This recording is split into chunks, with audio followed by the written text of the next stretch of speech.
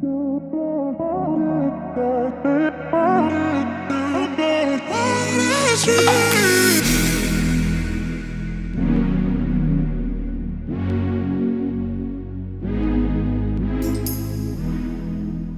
what can I say that hasn't already been said about the Tesla, let alone Tesla Model 3, just like Tesla as a company?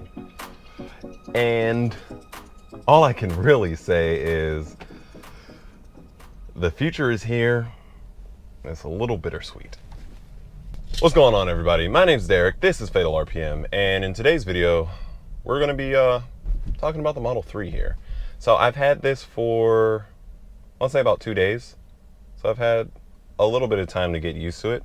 Not as much, not nearly as much as I'd like, but had a little bit of time. And what I can say is the car itself, it's an amazing car. Any issues that are really not hardware related can be fixed over the air. So for instance, one of the issues that I have been having is sometimes I'd hit my turn signals. If I hit them too quick, they won't come on. But it's also due for a software update. So it could very well be the simple fact that it just needs an update and that has been fixed. Honestly, I don't know, but hey, kind of is what it is. Autopilot's absolutely amazing on the highway. I would say autopilot's not really to the point where you would want to use it on the street. And that's only because in addition to using the LiDAR and cameras, it uses the cameras to see the lines on the road. And I had an incident where we were going under an underpass and there was also an exit to get on and off the interstate. And unfortunately, there were a whole bunch of lines that were crisscrossing and the car just freaked out and started jerking around. The good thing though is that if you even look at the brakes hard enough, it will cut off. If you move the steering wheel a little bit too much, it will cut off. By cut off, I don't mean the car turning off. I mean autopilot turning off. Should really mention that. But those are just like the key features that Tesla is known for, autopilot, and the fact that these cars can just get over-the-air updates really quick. The screen is absolutely amazing. The minimalist look is also awesome. And the acceleration is relatively good. Now, I'm pretty sure this is the base model, Model 3. I'm not sure. I haven't really gone into detail with this, but just based off the range that we've had so far, it seems like it's the base model. And for those who don't know, sitting as a passenger in a car that you're supposed to be driving is a very bizarre experience. And for the few times that I did enable it on the street, it was really hard to not do anything. Like really hard. It will not, I don't know if this is a whole Tesla thing or if it's just the Model 3, but it will not make lane changes. No matter what I do. I have seen videos of Teslas, and I'm pretty sure everyone else has, and they have like a whole Mad Max mode where it will change the lane itself. But it was not doing the lane changes. But other than that, I'm going to get off the topic of autopilot because honestly I could make a whole half-an-hour video on just the autopilot. The GPS system on it is cool, but honestly what we're here for is the performance of it. And as far as performance goes, this thing has the passing power to pretty much pass anything on the interstate. So no longer the days of you waiting for someone to let you in and they just hit the gas. If they hit the gas and don't let you in, you just go up 8 cars and you're there in a half a second. So it's really no problem. The regenerative braking takes a lot to get used to.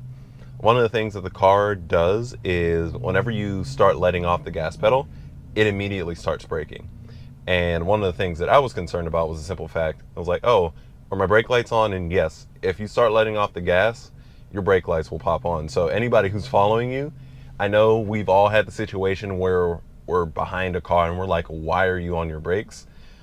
That's why if you're ever behind a Tesla and it starts literally just flashing its brake lights, it's because the person has let off the gas, not necessarily because they've hit the brakes.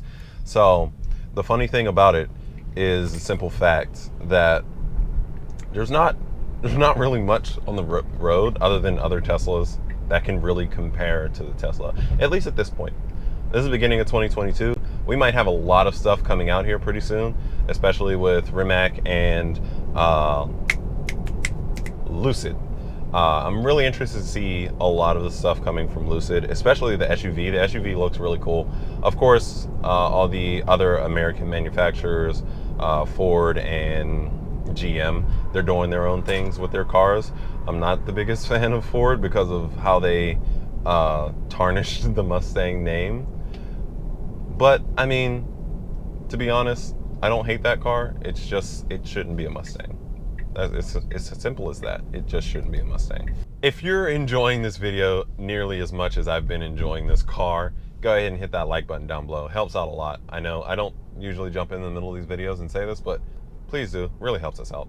Or me out, I guess I can say. The videos. No, us, the channel, because we are a community and we are growing. What I can say is you can't really hoon around in this car without severely tinkering with things. For instance, no burnouts, no skids, traction control is super aggressive. I haven't even heard the wheels chirp. And I've been trying to make them chirp. For instance, last night we had family in the car and we did a couple 0 to 60 pulls, and 0 to 60 took about 6 seconds with 4 grown people in the car. And that's this base model. So it's not terrible performance with a car full of people. And from what I've noticed, it's in or around 3 or 4 seconds as far as the solo. As far as the car goes, it's a great car. Now, even though it's a great car, here comes the bitter part. It's really hard to see how the car community is going to evolve and adapt to electric. My thing is as long as it is new and as long as the car people in our community are hesitant to the change, there's not really going to be much. As soon as people start getting enthused in buying the cars, then that's when aftermarkets and people will start figuring out things that they can do other than pulling the ABS sensor so that you can do skids. But this car has been severely neutered for hooning. There's little to none. That happens often, as you can very clearly see. There's zero reason for that Challenger to be driving the way he is, but he's gonna do it just because, hey, there's a Tesla nearby, he has to show up. As long as people are hesitant to the change, it will take longer for the change to come. I'm hesitant to it, but only to an extent of the fact that I know I'm not going to be able to get and do what I want to electric cars for quite a while. And what I'm thinking, kind of what the car community will be like with electric cars, will be similar to what we have now, not so much in the tuning aspect of it, but as far as like engine swapping goes. So I foresee a whole myriad of situations where you can upgrade motors, add motors, and maybe even start trying to like retrofit a transmission to it to artificially increase your range and kind of like just J-rig a transmission tunnel in here. Which, by the way, I have no idea why they haven't tried to figure out a way to put a transmission in these things, but that's either here nor there. These cars and vehicles all weigh a shit ton, mainly because of these batteries already, so they're probably like, an extra 150, 200 pounds for a transmission is probably not necessary. But either way, I feel like the car community can and will have to, if not can, will have to adapt to the change, because this is the future. Like it or not, electric is here, and sooner than later, we're going to say goodbye to all our beautiful ICE vehicles. But I don't know. It's it kind of seems sad. Honestly, it makes me sad, but also hopeful for the future. That's what I can say. But a little bit more on this car. This car has amazing sound system. For instance, if I just play a song here, you can't really tell, obviously, the quality of the audio, but On some out shit, bitch, you get dropped quick. Drop, kill 'em and key, bodies drop, they don't cost shit. Give me the rock, bitch. It's loud, it's full audio. You don't get those really tinny, you don't get like the tinny highs that you can get in a lot of cars. And it's really good. The air system is interesting and confusing and is really good. Within seconds of me turning it on, the car was ice cold the other night after it sitting in the sun for God knows however many hours. And immediately after, I went and turned on the cozy mode with our little fire on the screen and realized it started kicking out heat and immediately turned it off. I've been having a lot of fun with the custom horns and the fart sounds and everything. This car was made for adult children. That's what this car is for. There's a literal part of the car called the toy box, and that's where you find all the fun stuff. If you're tailgating, you can pull up, start playing your music, and play it through the horn on the outside so that people can listen to music and everybody can kind of just like hang out and whatever. It's super cool. And all the other little horns. The thing that I'm really sad about though is, you know, the federal mandate where they were like, hey, we have to have something on these cars going under 5 miles an hour so people can know they're going. I need my Jetsons wubba wubba wubba sound. Or once we get the option for that, that will be the day that I go and buy a Tesla. But the steering wheel controls are super straightforward. We're kind of regressing as far as like the gear selection goes on this. It's on the stock. The only difference is that you don't have 3 stocks. You don't have your gear selector and then your normal 2. You have the 1. Well, not the 1, that's a lie. You have 2. But 1 has your spray for your windshield and a quick wipe for the windshield and your turn signals. And the other one is your gear selector. You press it down once for cruise control, and then you press it down 2 times consecutively to engage autopilot. And again, autopilot is just awesome and kind of terrifying. Slightly terrifying, but it's a good terrifying. The night mode, super cool on the dash. The steering wheel controls take a little getting used to, but it's nothing super complicated. They have a scroll wheel, and there are also buttons that can be pushed either left or right or in. They are completely customizable through the dash system, and the dash system is where it can kind of lose me at certain points. For instance, the windshield controls, other than the spray and the quick wipe, are on the dash. And for the longest time, I had no idea where it was.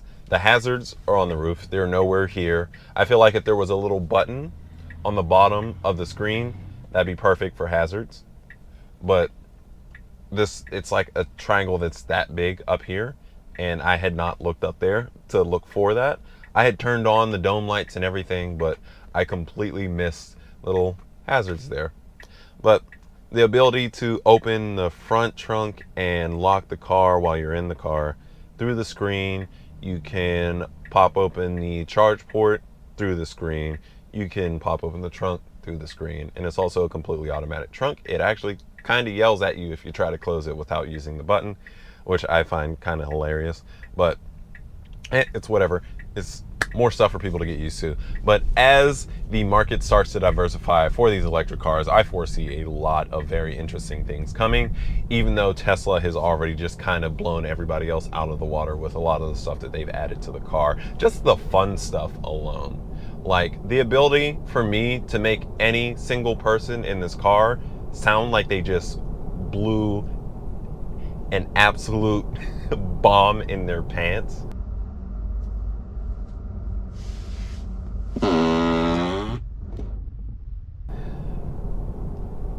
Is hilarious. I can do a fart horn. For instance, let me tell you a story.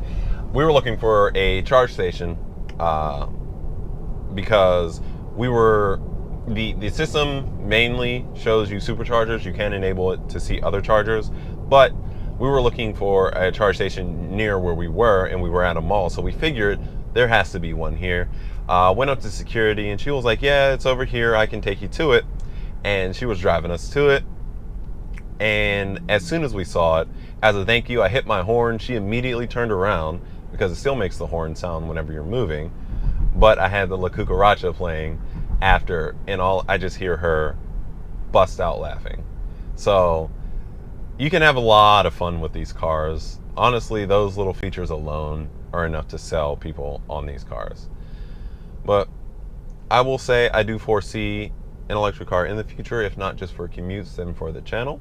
I don't know what we would do to it because, like I was telling my dad, there's not really much you can do to them now. I mean, you can try and do suspension, but it's probably not the best of ideas. You can do paint, liveries, whatever.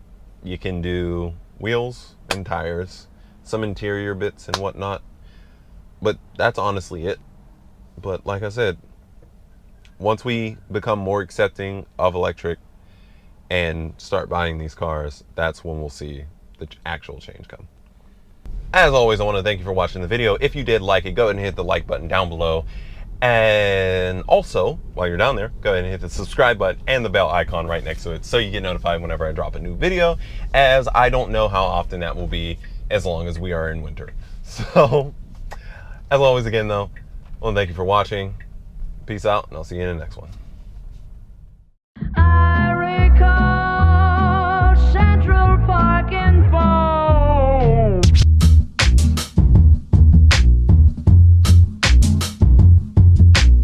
Not the shame.